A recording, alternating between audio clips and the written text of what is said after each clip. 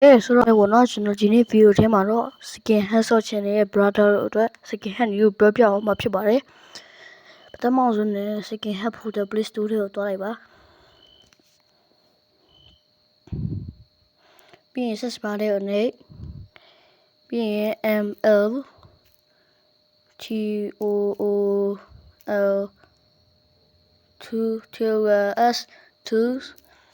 2 HUB hat လို့ရှာလိုက်ပါနော်အမှဆိုလို့ရှိရင်ထိတ်ဆုံးမှာပေါ်လာလိမ့်မယ်ပေါ့နော်ကျွန်တော်က down ပြီးတာမို့လို့ open လို့ပေါ်နေပါတယ်ခင်ဗျာတော့ဒီမှာ Browser install ပေါ်နေလိမ့်မယ်ပေါ့နော်တော့ down လိုက်ပါ okay ပြီးရင်ကျွန်တော် app ထဲဝင်ပါမယ်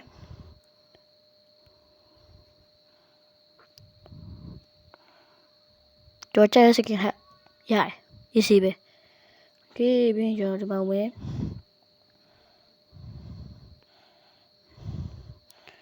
တော့အခုဆိုလို့ရှိရင်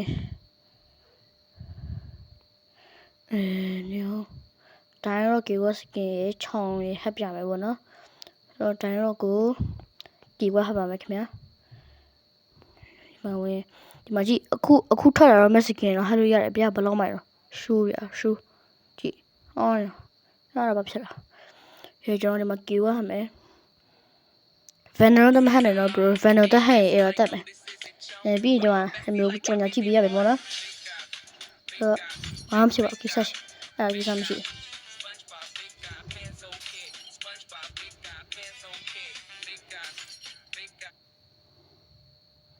โอเคဆက်ဆောင်လိုက်မယ်ဘရူးဗျာအဲ့လိုမျိုးပြီးရင်အောက်မှာအစိမ်းရောင်လေးနဲ့ Safari လို့ပေါ်လာလိမ့်မယ်ဗျာအဲ့ဆိုရပြီဒီမှာခဏဆောင်ရပြီပြီးရင်ဒီချောင်းသွားမယ်ချောင်းပါစကင်ဟဲ့ကောင်းမလဲဆိုတော့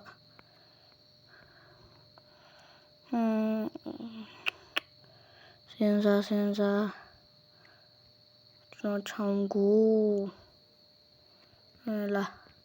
ဒီချောင်းကိုစကင်ဟပ်လိုက်မယ်Ew, your keyboard is so ugly. Look at mine. Wow, it's so nice. ကြော်ညာတော့ဒီခံပေးပေါ့နော်ကြော်ညာဒီခံပေးစကင်တော့စိတ်ပူရမလို့ easy ပဲဟောရောလိုင်းရစုပ်ပြတ်တတ်နေပဲငါစိတ်ညစ်